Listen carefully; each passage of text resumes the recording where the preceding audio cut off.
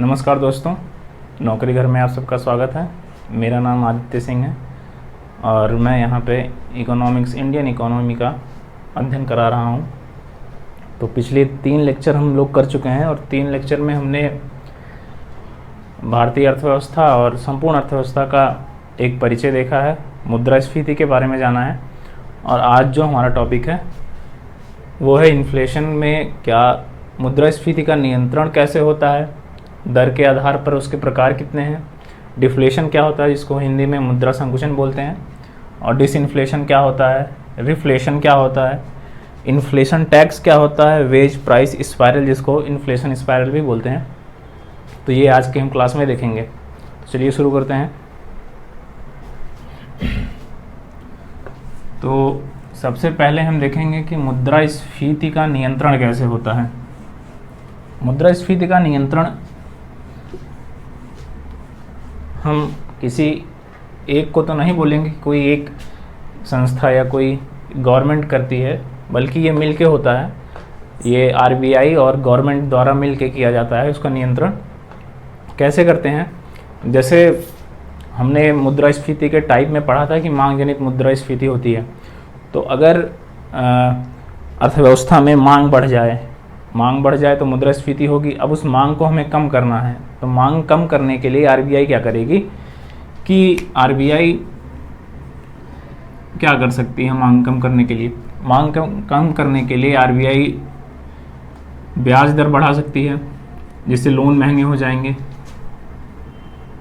ब्याज दर बढ़ा देगी, तरलता कम कर देगी, अर्थव्यवस्था में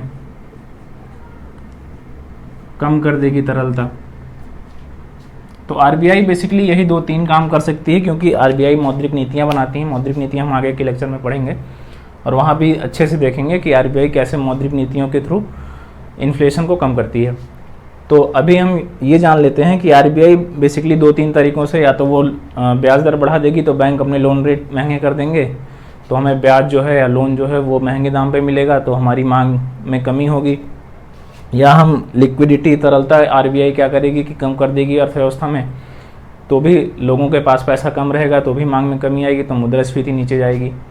ये 1-2 तरीके से आरबीआई कर सकती है। लेकिन क्या हमने मुद्रास्फीति पिछली क्लास में 3-4 टाइप पढ़े थे, जिसमें से एक मांग जनित थी, लागत जनित थी, संरचनात्मक भी थी।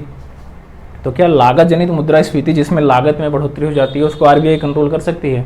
नहीं कर सकती है, क्योंकि अगर किसी भी कच्चे पदार्थ में मूल्य में वृद्धि हो रही है, किसी भी उत्पाद के कच्चे पदार्थ में या कोई भी लागत लग सकती है, अगर उसके किसी अन्य जगह से लागत में वृद्धि हो रही है, तो आरबीआई उसको नहीं कंट्रोल कर सकती है। तो यहाँ पे आरबीआई का कोई बस नहीं चलेगा। वहाँ पे गवर्नमेंट क्या कर सकती है कि सब्सिडी वगैरह दे सकती है। जैसे हमने पेट्रोल का एग्जाम्पल लिया था, तो पेट्रोल में क्या होता था कि जहाँ से हम पेट्रोल आयात करते हैं वहीं से महंगा हो जाता है, यानी कच्चा तेल ही महंगा हो जाता है, तो आरबीआई उसमें कुछ नहीं कर सकती। अब कच्चा तेल जब महंगा हो जाता है तो यहाँ पेट्रोल और डीजल महंगे हो जाते हैं, तो गवर्नमेंट क्या करती है कि हमें सब्सिडी दे देती है, कुछ सब्सिडी देती है, जिससे पेट्रोल और डीजल के दाम यहाँ पे कम हो जाते हैं। तो अगर लागत मुद्रास्फीति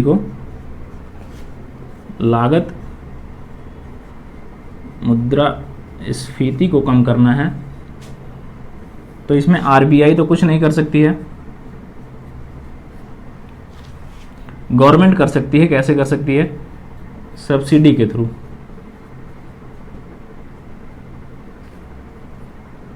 ठीक। और एक और मुद्रास्फीति का प्रकार था जिसको हम संरचनात्मक मुद्रास्फीति बोलते थे। तो अब संरचनात्मक, अब आरबीआई तो इंफ्रास्ट्रक्चर बनाने जाएगी नहीं, वो गवर्नमेंट का काम है, तो वहाँ भी आरबीआई का कोई बस नहीं चलता है। वहाँ भी गवर्नमेंट क्या करेगी, इंफ्रास्ट्रक्चर बनाएगी तो शायद लागत कम आ जाए। तो हम ये बोल सकते हैं कि इन्फ्लेशन जो है वो आरबीआई और गवर्नमेंट द्वारा मिल के कम किया जा सकता है, कोई एक नहीं कर सकते हैं।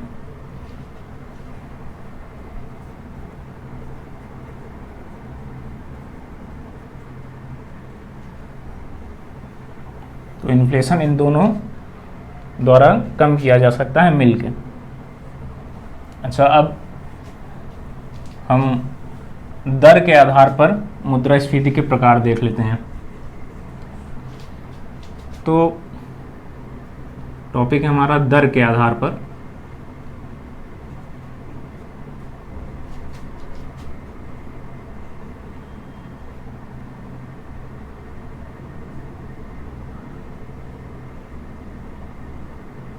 मुद्रास्फीति के प्रकार। दर का मतलब अभी आप समझ जाएंगे। जैसे एक मुद्रास्फीति होती है, उसको बोलते हैं creeping inflation. Creeping inflation. Creeping inflation क्या होता है? इसको हिंदी में आप रेंगती हुई मुद्रास्फीति भी बोल सकते हैं। क्रीपिंग मतलब रेंगना, तो रेंगती हुई मुद्रास्फीति।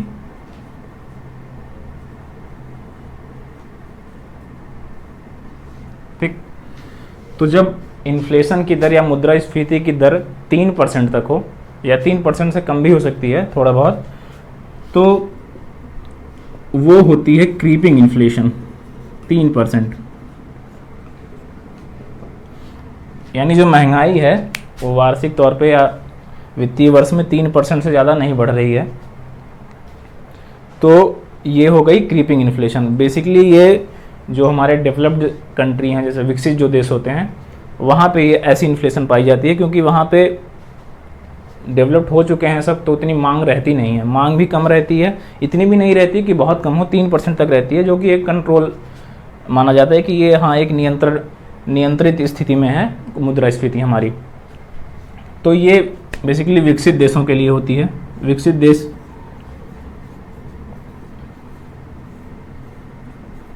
में होती है।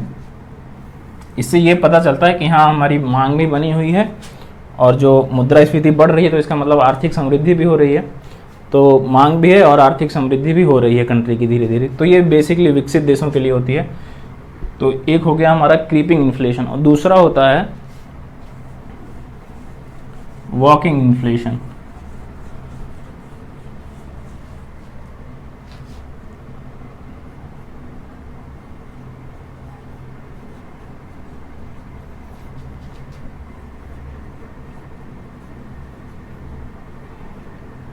वॉकिंग इन्फ्लेशन को हिंदी में चलती हुई बोल सकते हैं। चलती हुई मुद्रास्फीति।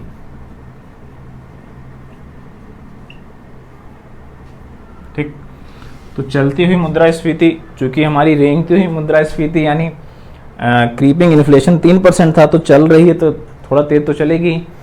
तो ये जो है ये 3 से लेके 10%, अगर हमारा इन्फ्लेशन रेट 3 से लेके 10% तक है तो उसको हम बोलते हैं walking inflation. Walking inflation basically विकासशील देशों में होती है, जिसमें इंडिया भी आ जाता है।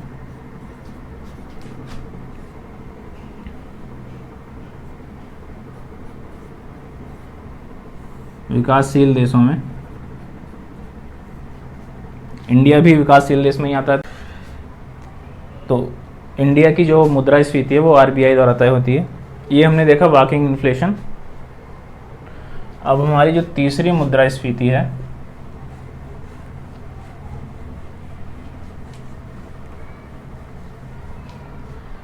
तीसरी मुद्रास्फीति है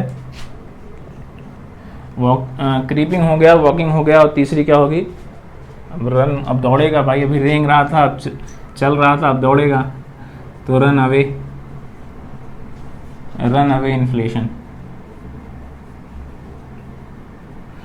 रन अवे इन्फ्लेशन अभी हमने देखा कि वॉकिंग में 3 से 10% थी। अब 10% से भी ऊपर चली जाए, 10% से भी ऊपर चली जाए अगर इन्फ्लेशन, तो हमारी रन अवे इन्फ्लेशन है। इसका मतलब ये है कि अगर अब 10% से ऊपर मुद्रास्फीति चली जाए, तो इसका मतलब ये हुआ कि अब मुद्रास्फीति को कंट्रोल करना अनिवार्य हो गया है।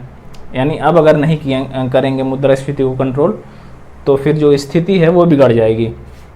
क्योंकि 10% बहुत होता है। अगर 1 रुपये किलो कुछ आज मिल रहा है, तो जो है आज से अगले वित्तीय वर्ष में वो 10 रुपये का हो जाए, तो सीधे तो बहुत ज़्यादा महंगी हो गई वस्तु। तो इसका मतलब अब उसे कंट्रोल करना हमारे लिए अनिवार्य हो गया है। तो जो रन अवे इन्फ्लेशन है वो कभी कभी विकासशील देशों में भी आ जाती है। कोई भी अचानक दुर्घटना हो जाए किसी भी देश में, तो इन्फ्लेशन बढ़ जाती है कभी कभार। तो लेकिन ये है कि इसके बाद जो भी वहाँ की बैंक होती है, केंद्रीय बैंक और गवर्नमेंट जो होती है, उनको तुरंत इस पर एक्शन लेना चाहिए और इसको कंट्रोल करना चाहिए। तो ये रन अवे इन्फ्लेशन हो गई।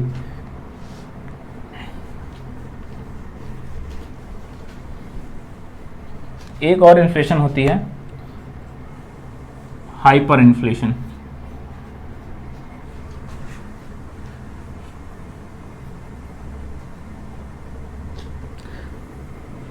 हाइपर से ही लग रहा है कि बहुत ज़्यादा, यानी जब कोई अर्थव्यवस्था इस स्थिति में चली जाए कि अब इन्फ्लेशन कंट्रोल ही नहीं कर सकती, कोई भी गवर्नमेंट या उसके केंद्रीय बैंक इन्फ्लेशन कंट्रोल ही नहीं कर सकती है, तो उसको हाइपर इन्फ्लेशन बोलते हैं। अभी जल्दी 1-2 साल पहले किसी अफ्रीकन कंट्री में हुआ था, जहाँ ब्रेड जो है वो 2-2, 3-3 लाख के मिल रहे थे, लोग बैग में भर के पैसा ले जाते थे ब्रेड खरीदने के लिए। तो वहाँ क्या था, वो हाइपर इन्फ्लेशन ही था। अब उसको गवर्नमेंट, वो कंट्रोल के बाहर होती है, कंट्रोल के बाहर होती है वो।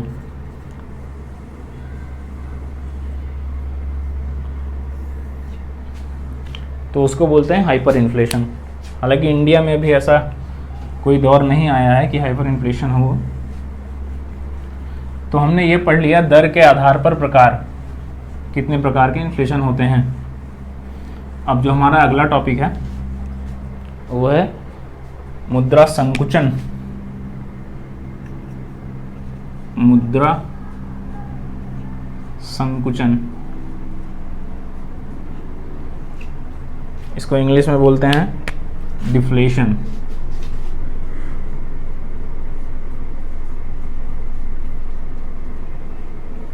अच्छा, मुद्रा संकुचन क्या है? ये मुद्रा स्फीति थी, स्फीति मतलब बढ़ रही थी, अब संकुचित हो रही है यानी कम हो रही, घट रही है, तो इसी को बोलते हैं डिफ्लेशन। जब किसी वस्तु या सेवाओं के मूल्य में, वस्तु या सेवाओं के मूल्य में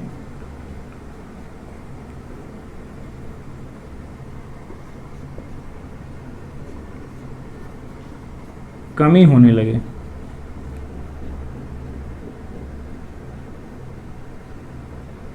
तो वहां पे क्या होता है, मुद्रा संकुचन। अच्छा, ऐसा क्यों होता होगा कि वस्तुओं और सेवाओं के मूल्यों में कमी होने लगती है? सॉरी। तो होता क्या है कि जब हमारी जो मांग है वो कम हो जाए,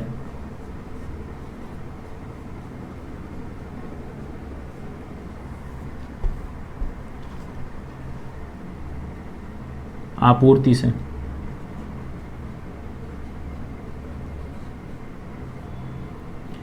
यानी जब हमारी मांग कम हो जाए आपूर्ति से, तो वहाँ पे मुद्रा संकुचन होता है। इसका क्या मतलब हुआ, जैसे किसी भी अर्थव्यवस्था में लोगों के पास जब पैसे ही नहीं रहेंगे तो वो कुछ खरीदेंगे भी नहीं, और जब कुछ खरीदेंगे नहीं तो वस्तुओं के दाम अपने आप नीचे गिर जाएंगे। या इसका क्या हो कि आपूर्ति बहुत ज़्यादा हो जाए। आपूर्ति बहुत ज़्यादा हो जाए मतलब जैसे कभी कभी आपने देखा होगा कि आलू जो है 2-2 रुपये किलो भी बिकता था, अभी भी बिकता ही होगा कहीं ना कहीं।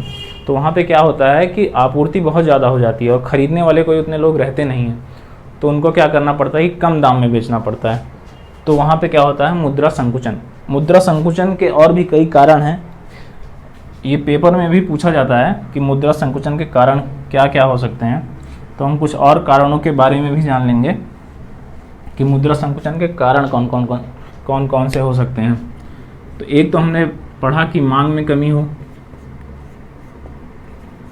मांग में कमी हो। दूसरा ये हो सकता है कि बेरोजगारी बहुत ज़्यादा बढ़ गई हो। जब बेरोजगारी बढ़ जाएगी तो लोगों के पास वैसे भी पैसे नहीं रहेंगे, तो भी मांग में कमी हो जाएगी। तीसरा क्या हो सकता है, तीसरा क्या हो सकता है कि किसी देश की जो जनसंख्या है, अधिकांश जनसंख्या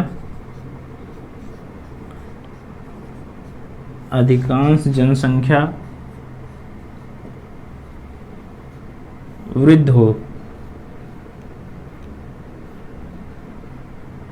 क्या होता है कि जब अधिकांश जनसंख्या वृद्ध होती है तो वृद्ध लोग जो होते हैं उनको कुछ नया सामान तो उनको खरीदना नहीं होता है, तो उनकी जो मांगें होती हैं वो भी कम हो जाती हैं।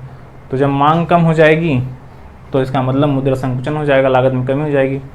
एक एग्जांपल इसका जापान ले सकते हैं। जापान में क्या है कि अधिकांश जो जनसंख्या है वो वृद्ध है, तो वहाँ पे क्या होता है कि मांग उतनी होती नहीं है, तो वहाँ पे मुद्रा संकुचन की स्थिति बनी रहती है। अच्छा, एक कारण और इसका हो सकता है,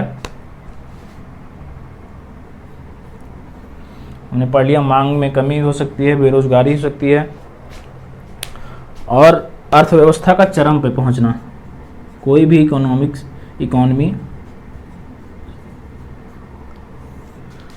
का चरम पे पहुंचना।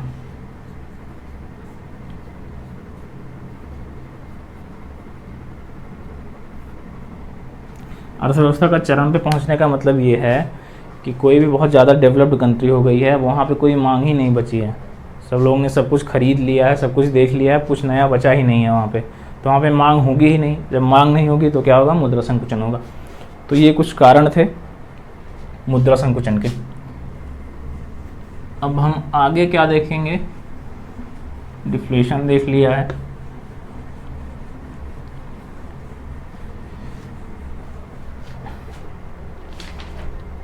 आगे हम डिसइन्फ्लेशन देखेंगे।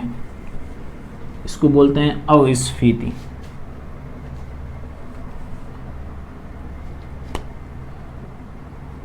डिसइन्फ्लेशन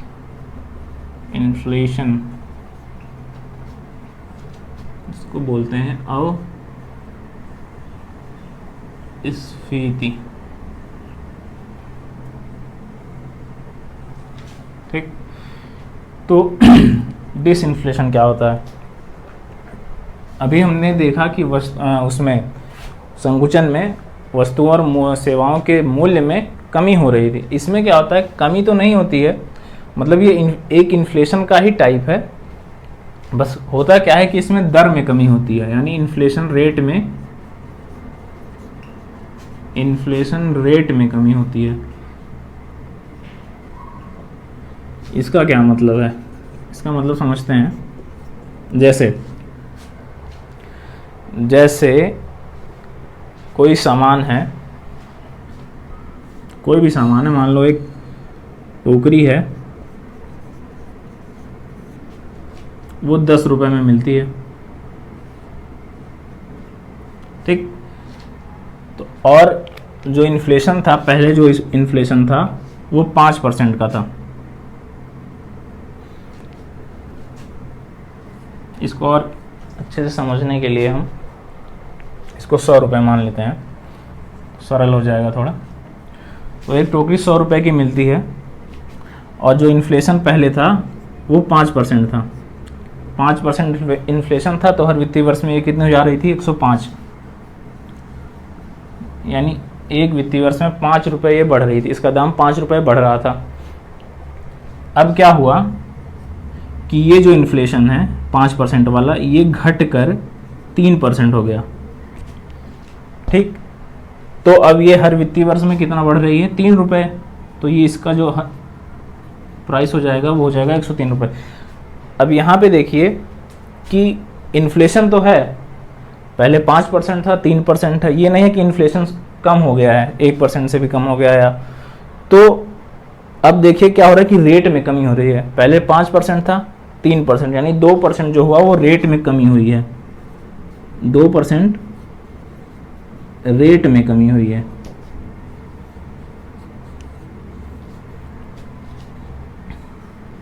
यानी जो इन्फ्लेशन का रेट था उसमें 2% की कमी हुई है, तो इसको क्या बोलते हैं, डिसइन्फ्लेशन, यानी अविस्फीति। तो ये मुद्रास्फीति ही है, लेकिन बस क्या होता है कि इन्फ्लेशन रेट में जब कमी होने लगती है तो इसको डिसइन्फ्लेशन बोलते हैं। अच्छा, एक बार पेपर में क्वेश्चन ये पूछा था कि क्या अविस्फीति डिसइन्फ्लेशन मुद्रास्फीति है, और क्या हर मुद्रास्फीति अविस्फीति है? मतलब कि हर डिसइन्फ्लेशन अविस्फीति मुद्रास्फीति होती है, और हर मुद्रास्फीति अविस्फीति होती है। तो इसको क्या कहेंगे हम? तो अब देखिए डिसइन्फ्लेशन में क्या हो रहा है कि रेट में कमी हो रही है, इन्फ्लेशन तो हमेशा बना ही हुआ है, 5 नहीं तो 3 है, तो इसका मतलब डिसइन्फ्लेशन जब भी होगा तो वो एक इन्फ्लेशन ही होगा।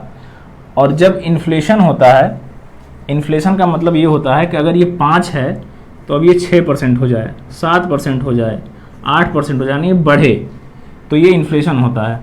तो इसका मतलब हम ये कह सकते हैं कि डिसइन्फ्लेशन इन्फ्लेशन ही है, लेकिन इन्फ्लेशन डिसइन्फ्लेशन नहीं, क्योंकि इन्फ्लेशन में हमेशा बढ़ेगा ही और इसमें रेट में कमी हो रही है, लेकिन इन्फ्लेशन तो है ही। तो हमने डिसइन्फ्लेशन समझ लिया है। अब हम आगे बात करेंगे संस्फीति की, इसको हम रिफ्लेशन भी बोलते हैं।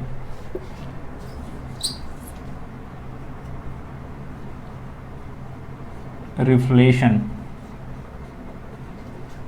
इसको हम बोलते हैं संस्फीति।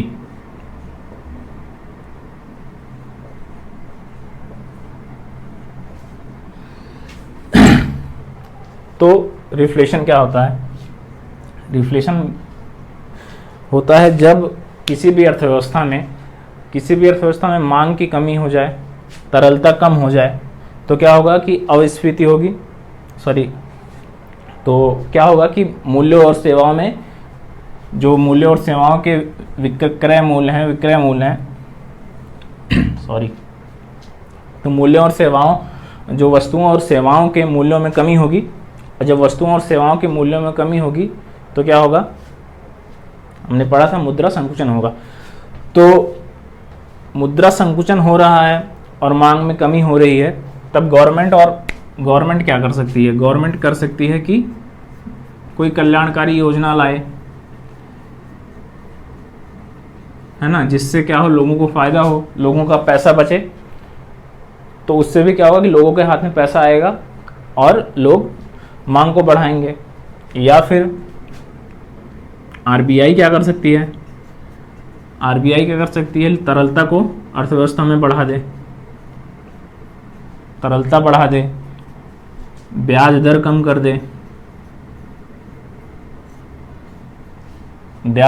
कर दे, तो इससे भी क्या होगा कि लोगों के पास पैसा बचेगा और लोग क्या करेंगे कि मांग बढ़ाएंगे, और जब मांग बढ़ाएंगे तो उत्पादन होगा, तो फिर से इन्फ्लेशन बढ़ेगा।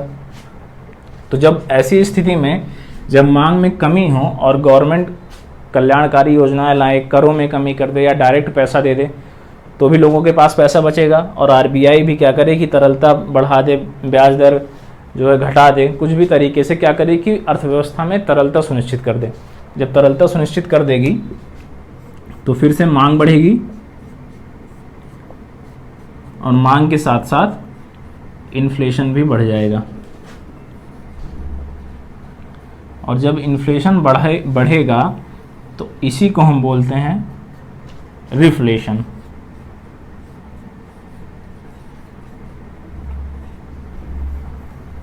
इसको क्या बोलते हैं हम? रिफ्लेशन। तो हमने रिफ्लेशन पढ़ लिया, और अब हम पढ़ेंगे इन्फ्लेशन स्पाइरल।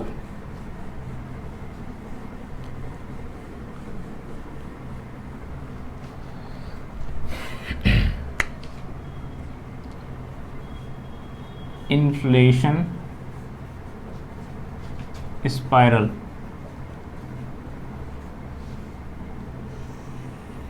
ठीक। अब इन्फ्लेशन स्पाइरल क्या होता है? क्या होता है कि जब आय में बढ़ोतरी होती है या जब आय में कमी होती है तो स्पाइरल है। पहले इसको स्पाइरल के तरीके से ही समझते हैं। क्या होता है कि जब कभी आय में बढ़ोतरी होती है, किसी व्यक्ति के आय में बढ़ोतरी हो, जब आय में बढ़ोतरी होगी तो क्या होगा? मांग बढ़ेगी, मांग बढ़ी, और जब मांग बढ़ेगी तब क्या होगा? इन्फ्लेशन होगा।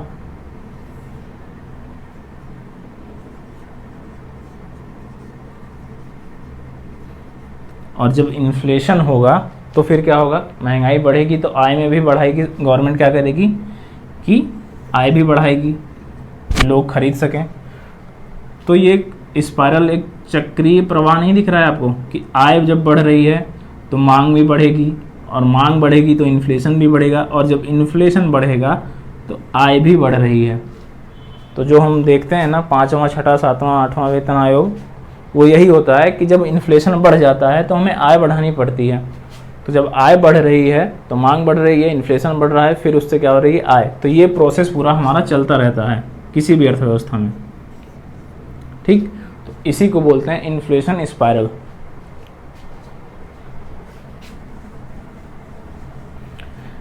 एक चीज़ और बच गया है, इसको हम बोलते हैं इन्फ्लेशन टैक्स।